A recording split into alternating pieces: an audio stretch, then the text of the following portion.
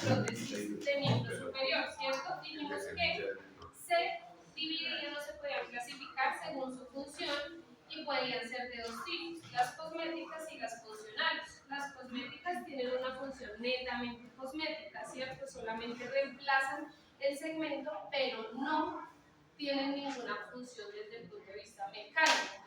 Son muy parecidas a las que hemos tenido la posibilidad de ver allá en CIREC y esas cosas, ¿cierto? De silicona, muy bien hechecitas, pero solo para reemplazar el segmento que falta. Las prótesis funcionales sí se llaman funcionales porque ya tienen una función adicional a la cosmética, ¿cierto? Se diferencian en dos grupos, prótesis funcionales pasivas y prótesis funcionales activas. ¿Listo? Las funcionales en dos grupos. Entonces, las funcionales pasivas básicamente son,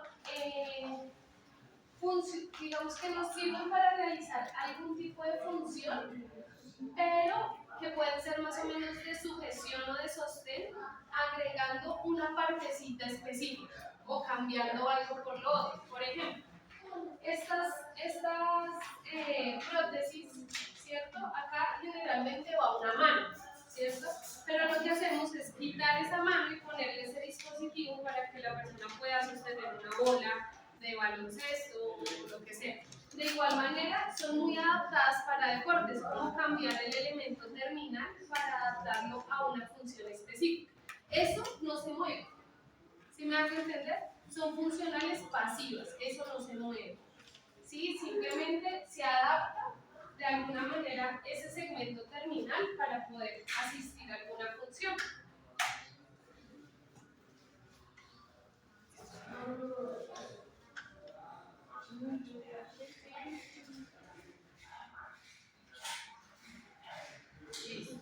Las prótesis funcionales activas, ¿cierto? Serían las otras. Básicamente son activadas por un sistema de control mecánico o de tracción. Entonces, o también pueden ser mioeléctricos, que es un sistema de control electrónico captado a través de la contracción muscular. En este caso, para los sistemas de control mecánico, generalmente se utilizan unos sistemas de arneses, ¿sí? O de arnés, que son unos cables o unas guayas que mantienen o que generan, se activan con la musculatura de los hombros o del codo para generar tracción, ¿sí?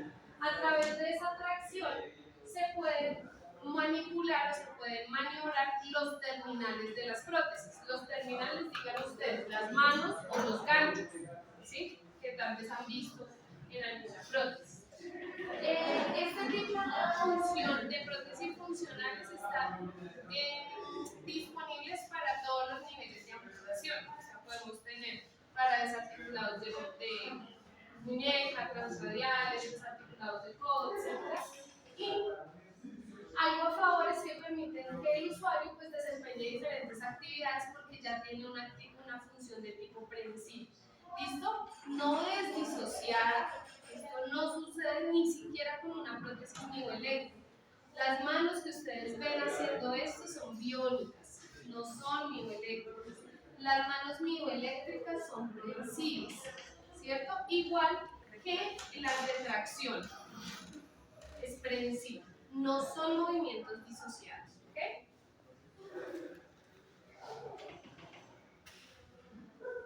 Bueno, también se pueden denominar o que existen otro tipo de clasificación de las prótesis de miembro superior según la fuente energética que se utilice, ¿sí? Entonces, en este caso vamos a tener las prótesis mecánicas. Las prótesis mecánicas, como les mencionan, funcionan de manera autónoma, pero es decir, que no requieren ayuda de la otra mano. Las activa el propio individuo con una función muscular propia. ¿Listo? Se activa mediante la fuerza corporal y se controla a través de cables, guayas de tracción. Entonces, si ustedes ven, por ejemplo, acá tenemos un arnés tipo 8, tenemos varios tipos de arnés en 6, arnés en 8, diferentes tipos dependiendo del movimiento que nosotros queramos hacer en la cintura escapular y el nivel de amputación. Cuando tenemos un nivel de amputación más distal, no necesitamos tantos arnés, apenas paciente. Pero cuando tenemos uno un poco más proximal, sí necesitamos las dos cinturas, es decir, los movimientos de los dos hombros. En este caso, si ustedes ven, se pone como un arnés en la espalda, muy parecido como un corrector de postura, y hay unas guayas que van directamente a la terminal de la prótesis, en este caso el gancho. Si ustedes se dan cuenta, el individuo lo que debe hacer es estirar el codo para que esta guaya traccione y el gancho se abra. Dobla el codo y el gancho cierra. Es como funciona. De igual manera la mano. Si el individuo necesita abrir la mano, estira el codo y cuando la quiera cerrar, lo flexiona. Eso pasa para amputaciones transradiales. ¿Listo? Para amputaciones transfemorales hay otro tipo de movimientos porque necesitan desbloquear el codo y hacer otras cosas. Acá para transradiales funciona de esa manera. Tracción. Ustedes van a ver que los pacientes de miembro superior generalmente van a tener una flexión mínima mantenida, porque ese va a ser como su neutro, para poder de aquí extender. Si tuvieran la extensión completa, ¿cómo abren el gancho? No podrían ir más allá de la extensión, porque es la extensión del codo quien les da la apertura. Entonces, por eso se parte de un neutro de semiflexión. Entonces, ustedes van a ver eso en las prótesis, sobre todo en las transradiales mecánicas. Tenemos las prótesis mioeléctricas. Las prótesis mioeléctricas básicamente utilizan el potencial eléctrico que tiene el músculo.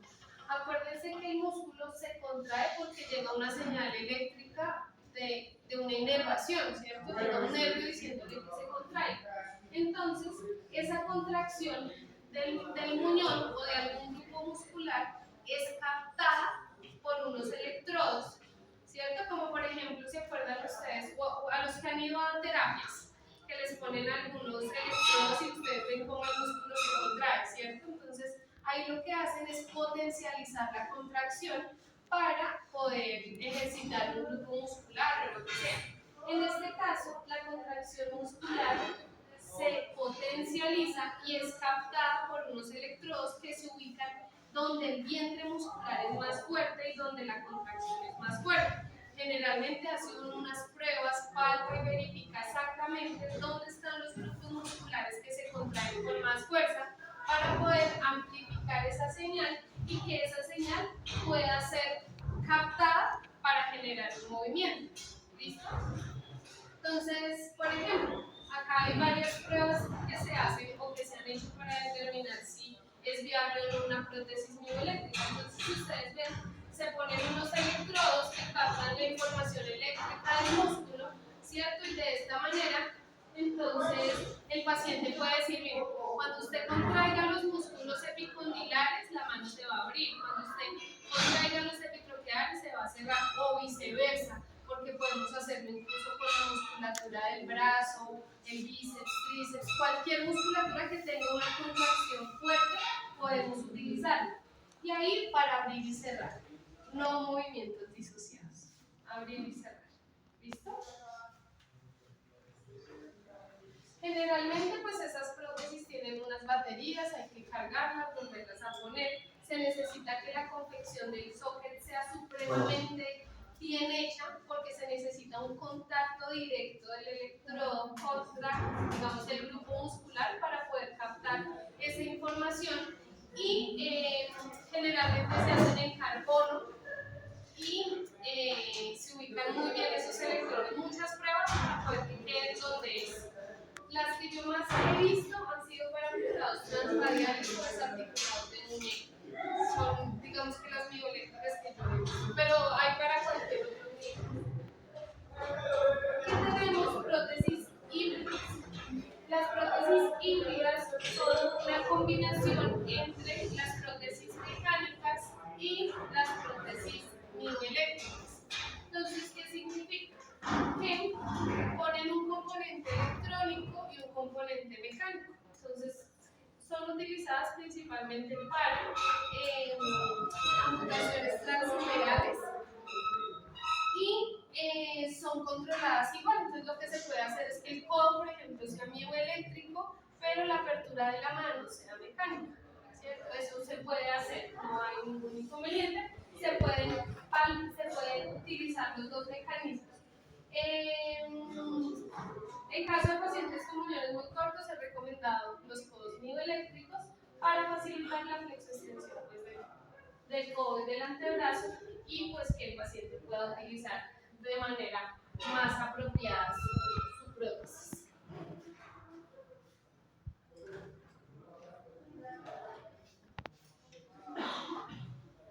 Contras, pues que entre más grande sea la pérdida o más proximal sea el muñón, puede necesitar más componentes protésicos y eso tiene mucho peso. Recordemos que la extremidad superior no está diseñada para soportar peso, en cambio la extremidad inferior sí. Y aunque los pacientes se quejan a veces de prótesis de miembro inferior muy pesadas, en realidad eso se puede entrenar fácilmente.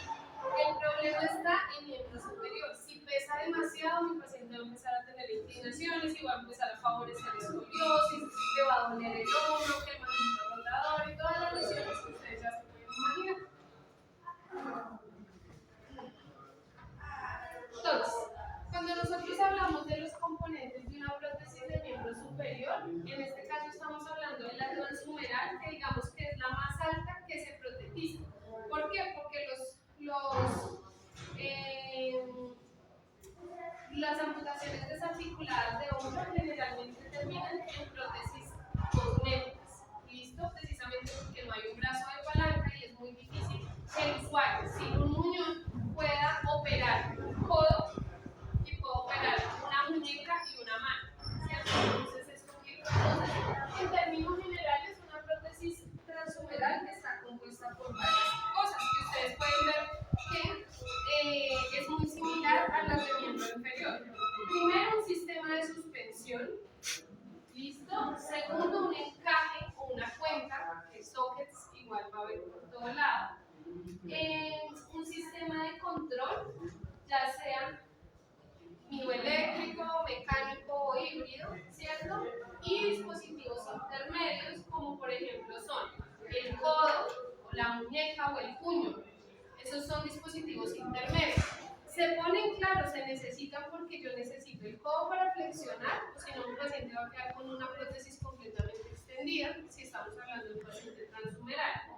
Y el puño, acuérdense del movimiento de pronosupinación que es necesario, ¿cierto? Entonces el puño es para cambiar la orientación de la mano en el espacio. Esos serían los dispositivos intermedios y los dispositivos terminales pues serán las manos o los ganchos en dado caso que sea el que quieran tener.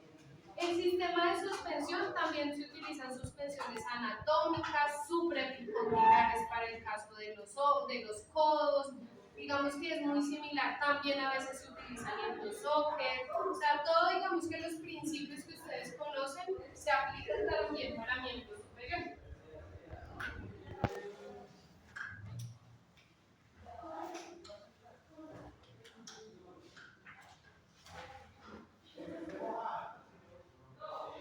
Entonces, como dispositivos terminales podemos tener dispositivos terminales pasivos o activos. Los pasivos son terminales como tipo anillo, tipo pinza o mano estética, pero que no tienen ninguna función mecánica. O sea, ¿yo qué puedo hacer con esos pasivos? Abrir la mano, poner ahí algo y ella vuelve y se cierra. Pero yo no estoy haciendo absolutamente nada ni con mi codo ni con mi cintura escapular y aquí no hay una guarda. Quiere decir que ella de base ya tiene una formita y yo abro acá, le pongo una bolsita y seguro la pueden cargar, no hay problema, pero no tiene una función mecánica autogenerada. Y las activas son las que yo utilizo o activo mediante la guaya, ¿sí? Eso sí, cuando yo extiendo mi codo se abre la mano o se abre el gancho. Esas son las activas. Las otras no. Esos aritos son para coger algo puntual sin maniobrar, sin cambiar el diámetro, sin cambiar absolutamente nada.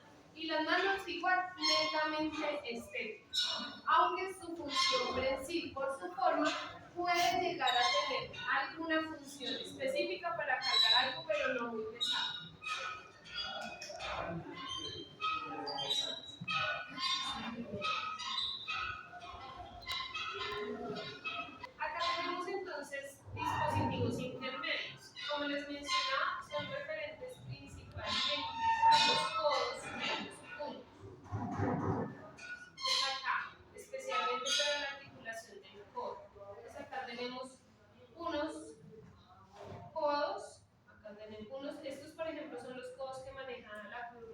internacional, que también son en polipropileno. ¿Sí? Pero acá tenemos codos modulares, por ejemplo, los que se consiguen a través de casas ortopédicas como Tobo, Sur, acá tenemos otros codos. Acá tenemos estos codos generalmente entonces van a estar conectados a unas guayas para poder generar el bloqueo y el desbloqueo con el movimiento propio del individuo. Estos serán codos de tipo mecánicos. ¿Listo? Entonces acá, esto para que lo sepan que existen, por si en algún lugar en el que ustedes van a trabajar en beneficiarios 6CR, entonces se manejan con este tipo de tecnología, y estos referentes a codos modulares o sistemáticos. El sistema de control. Entonces, cuando nosotros hablamos del sistema de control, es el que permite la operatividad de la prótesis, o sea, operarla, maniobrarla, hacer que funcione. Entonces, ese sistema de control, pues para la prótesis mecánica es de un tipo que es a través de las guayas y del arnés que les menciono, y para las prótesis mioeléctricas, pues el sistema es electrónico a través de los sensores y los electrodos.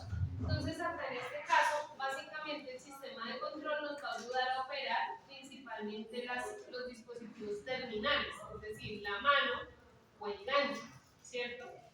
Y en algunos casos vamos a poder operar también los intermedios como los codos o los puños. Generalmente los puños son pasivos, generalmente. Entonces yo solita volteo mi mano para esta cosa en particular, porque quiero filmar, pongo mi antebrazo en pronación. Pero si quiero comer, yo solita cambio la posición de mi codo para poder comer. Generalmente son pasivos.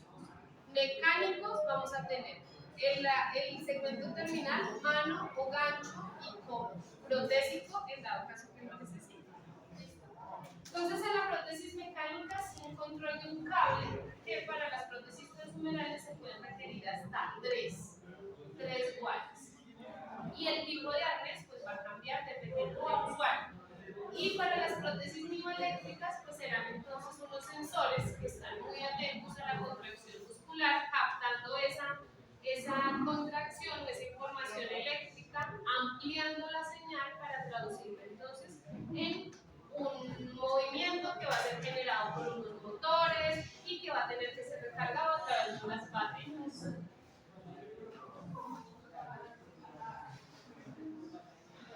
Los encajes y las cuencas, acá vamos a tener que hay de diferente tipo. Como siempre, como les digo siempre, la cuenca es un factor muy importante de cada una de las prótesis. Entonces, el encaje va a depender del nivel de amputación. Por ejemplo, si yo tengo solamente un desarticulado de muñeca, quiere decir que tengo tanto el radio como el cúbito completo. Y acá tengo dos prominencias importantes que son las estiloides, ¿cierto? Generalmente la cuenca no necesita ir hasta el codo para que se mantenga. Puede ir un poco más abajo desde que la suspensión sea anatómica. ¿Listo? Entonces, para un desarticulado, por ejemplo, de muñeca, yo hago un tipo de cuenca a ustedes de este tipo. ¿Sí? Quiere decir que no va hasta el codo. Pero si el paciente tiene una amputación transradial, ¿cierto? Donde no tengo de dónde suspender más la prótesis, pues tengo que subir hasta el codo y acá voy a tener prótesis o sockets de cuencas supraepicondilares, muy parecidas a las que ustedes hacen en las transtibiales cuando necesitan suspender, ¿cierto? Entonces acá tenemos eso. Acá, para desarticulados de codo, pasa muy similar, ¿cierto? No tengo no necesito generar una suspensión hasta el hombro, porque los epicóndilos del húmero me van a dejar que la prótesis ahí se sostenga, ¿sí? Pero si yo, por ejemplo, necesito o tengo una amputación por encima de los epicóndilos humerales, pues ya no tengo a dónde suspenderla, pues tendré que hacer una suspensión desde el hombro, ¿sí? Eso depende de la anatomía del muñón. Entonces, nuevamente, si yo tengo desarticulaciones de muñeca, yo tengo como suspender mi prótesis de acá, no tengo que llegar al codo. Por eso los sockets son como los del lado de allá. Si tengo un desarticulado de codo, miren los epicóndilos. Es como si tuviera un desarticulado de rodilla, ¿cierto? No voy a necesitar hacer una suspensión o una carga isquiática, sino que mi socket seguramente va a ir hasta acá porque acá no se va a caer. Pero si la amputación es transhumeral, sí tengo que suspenderla un poco a nivel escapular, a nivel clavicular y de hombro para que no se me caiga. Entonces todo depende del nivel de amputación y asimismo pues el diseño de las cuencas va a cambiar. En cuanto a sistemas de suspensión, entonces como les menciono, se hacen a través de arnés y de correas y generalmente tienen un diseño en 8 o en 9. Cuando yo digo en 8, es que intervienen los dos hombros como si usted se quisiera poner un chaleco o se quisiera poner un corrector de postura. Pone este y luego se pone el otro, ¿cierto? Que es como está acá. Este es uno de tipo 8. Entonces, tiene también la función de ayudar a sostener la prótesis, ¿cierto? Evitar que se caiga. De distribuir la carga, de adaptar el cuerpo a esa prótesis, a dar estabilidad también en todas las posiciones para que el usuario no esté, por ejemplo, solamente cargado acá de la mano, sino que tenga algo propioceptivo un poco más proximal, que lo busque estar un poco más derecho. Y pues la más importante, que es permitir operar la prótesis, o sea, si no hay arnés, la prótesis mecánica no se va a poder operar. Entonces, actualmente, pues tenemos muchísimos tipos de prótesis, como les mencionaba yo la vez pasada, no hay, pues las estadísticas nos muestran que no hay muchos usuarios que requieren prótesis de miembro superior porque no las piden, porque el sistema no se las da, porque no las formulan, Que son muy caras. son caras, poco adaptables, poco funcionales, entonces los usuarios prefieren no tener nada. Pero hay varios avances, o sea, tenemos por ejemplo prótesis con impresión 3D, ¿cierto? Que era como la azul que vemos allá. Entonces, Fabrilab y todas las personas que hacen prótesis de superhéroes para los niños y ese tipo de cosas, pues ellos están funcionando por ese lado y funcionan. No tienen registro INVIMA, entonces pues ahí no sé bajo qué modelos que ellos lo hacen, pero igual es un buen inicio, porque un usuario que utilice, por ejemplo, las prótesis de impresión 3D y posteriormente vayan a utilizar una de tipo mioeléctrico o mecánico, pues ya van a estar más adaptados. ¿Qué ventajas tiene la impresión 3D? Es económico, liviano, a diferencia de trabajar con resinas, con carbono, con fibras, ¿cierto? ¿Esas que son en impresión 3D son funcionales o son pasivas? No son funcionales. Y es que depende, tienen varias, ¿no? También tienen pasivas y solamente les hacen como un guante, y entonces el guante de Thor, de Iron Man, de Sí, lo que esas sea. son las que yo veo. Pero también hay de tipo mecánicas.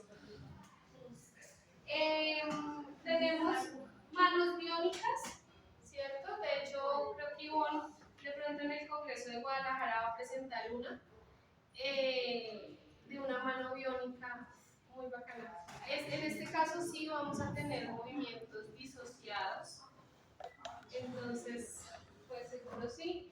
Y pues en realidad también hay dispositivos terminales de muy alto costo específicos para funciones específicas. Entonces, por ejemplo, una mano que haga una pinza muy detallada porque esta persona se dedica a hacer algo puntual.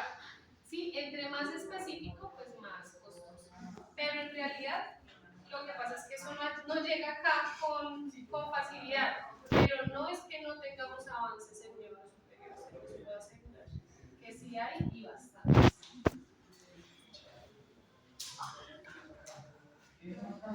Listo. Entonces, en conclusión, para entender un poquito el tema de la protésica de miembro superior y hacia donde yo quería llegar, nosotros, como les digo, dentro del programa no vemos prótesis de miembro superior. Se puede tomar como un curso complementario que se les socializará cuando se vaya a abrir. Pero básicamente es importante que ustedes sepan que sí tenemos que evaluarlo, que muscularmente regularmente se necesitan unos flujos específicos para poder operar la prótesis, o si no, no va a funcionar, o sea, si no, no va a ser candidato para una prótesis de tipo mecánico. Para una condición transhumeral voy a necesitar los músculos deltoides para poder maniobrar o mover mi cintura escapular y de esa manera generar la tracción. Los músculos del manguito rotador los voy a necesitar, ¿cierto? Rotadores internos, abductores de cadera, todos los músculos dorsales o del dorso para mantener una postura apropiada y la musculatura paravertebral. La musculatura paravertebral, acuérdense, son los que están pequeñitos dentro de la columna o al lado y lado de la columna estabilizando. ¿Por qué son importantes? Porque la mayoría de problemas de los pacientes de miembro superior son las inclinaciones de tronco. Cuando estén pacientes por el imbalance del peso, entonces cuando usted pierde una mano, pues usted empieza a tener esto, esta pesa más y empieza a ganar. Pero si no están fuertes la musculatura dorsal, pues eso es una escoliosis casi que fija. En el caso del amputado transradial, pues la pérdida muscular es menor. Yo voy a necesitar los movimientos del antebrazo, acuérdense, para poder no utilizar un puño de ningún tipo, aunque eso me lo va a dar la longitud del muñón. ¿Se acuerdan de la imagen que les mostré la clase pasada? Y es que en más distal la pronosupinación se mantiene. En la medida en que se va cortando, la articulación radiocubital va perdiendo pronosupinación, entonces seguro voy a necesitar un puño para poder mover. Entonces voy a necesitar los pronadores, tanto el pronador cuadrado como el pronador redondo, dependerá de la longitud de la amputación. Los supinadores, que es el supinador largo y el supinador corto, voy a necesitar bíceps y tríceps para la flexoextensión del codo, muy importante. Y la musculatura del hombro, que también, aunque la uso menos para operar este tipo de prótesis, sí necesito musculatura que me dé movimientos escapulares. ¿Listo? Que no se nos olviden estos movimientos. Elevación de las escápulas, que es elevación de los hombros. Tenemos protracción, o sea, irnos hacia adelante como sacar la joroba, ¿cierto? Y vamos a tener retracción, o sea, mandarla para atrás, sacar el pecho, pero estos movimientos de hombro y escápulas. Y movimientos escapulares. ¿Sí? A veces nosotros no estamos acostumbrados a tener esos movimientos escapulares. La escápula inminentemente se va a mover si yo muevo mi extremidad superior. Pero ahí necesito que esa musculatura esté fuerte para poder operar la prótesis. Bueno, la mano es considerada como una extensión del cerebro humano, definitivamente. O sea, decía Juan que cuando él perdió la pierna a los 16 años, pues él entró en depresión porque pues estaba en el colegio, le encantaba jugar fútbol, era así impresionante, y que llegó a recriminarle a Dios dentro de sus creencias que por qué no le había quitado una mano. ¿Qué? Llegó y me dijo, sí, yo le decía que por qué no me había quitado una mano, que por qué una pierna, que yo quería volver a jugar fútbol, que eso, pero que había entendido con el tiempo que pues, eso no tiene un punto de comparación. O sea, ponerse una prótesis para caminar y es bien, y con eso mismo se puede jugar fútbol, pero la función de la mano es inigualable. Inigualable. Listo. Listo, chicos, entonces pónganle cuidado a lo que vamos a hacer. Vamos a hacer un taller de miembro superior. Ya lo tengo acá listo, entonces si quieren tomamos cafecito y venimos a hacer el taller. Yo me he asustado porque pensé que ya lo había enviado. Está esperando.